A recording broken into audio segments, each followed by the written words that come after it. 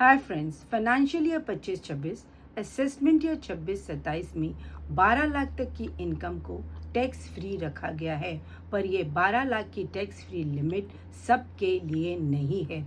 Financial year 25-26 की आपकी new tax regime की स्लैब रेट्स कुछ इस तरह हैं। आपकी 4 लाख तक की इनकम पर टैक्स लायबिलिटी है नील, 4 से 8 5%, 8 से 12 10%, 12 से 16 15%, 16 से 20 20%, 20 से 24 25% और अबव 24 हो जाएगा 30%। तो यहाँ आपकी 4 से 8 लाख की इनकम पर 5% के हिसाब से टैक्स बैठेगा 20,000 और 8 से 12 10% के हिसाब से टैक्स हो जाता है 40,000। यानी कि 12 लाख तक की इनकम पर आपकी टैक्स लायबिलिटी बन रही है 60,000। फिर 12 लाख तक की इनकम टैक्स फ्री कैसे?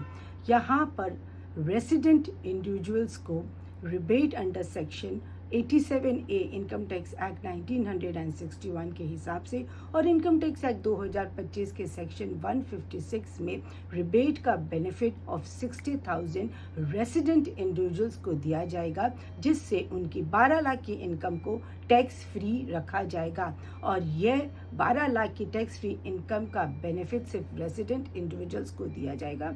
ये benefit HUF, AOP, BOI companies या AJP को नहीं दिया जाएगा। और ये सिर्फ आपकी नॉर्मल इनकम जो टैक्सेबल की जाती है एट अ स्लैब रेट, उस पे ही आपको ये बेनिफिट मिलेगा। जो भी आपकी स्पेशल रेट की इनकम है, जैसे short term capital gain taxable at a rate of 20% on equities and equity oriented funds, और long term capital gain taxable at a rate of 12.5% का आपको रिबेट का बेनिफिट नहीं मिलेगा। वहीं लॉटरी, गेमिंग और क्रिप्टो करेंसी जिन्हें टैक्सेबल किया जाता है at a flat rate of 30% पर भी ये बेनिफिट नहीं दिया जाएगा। Hope guys this may be useful for you. For more insight follow CA Anita Agarwal।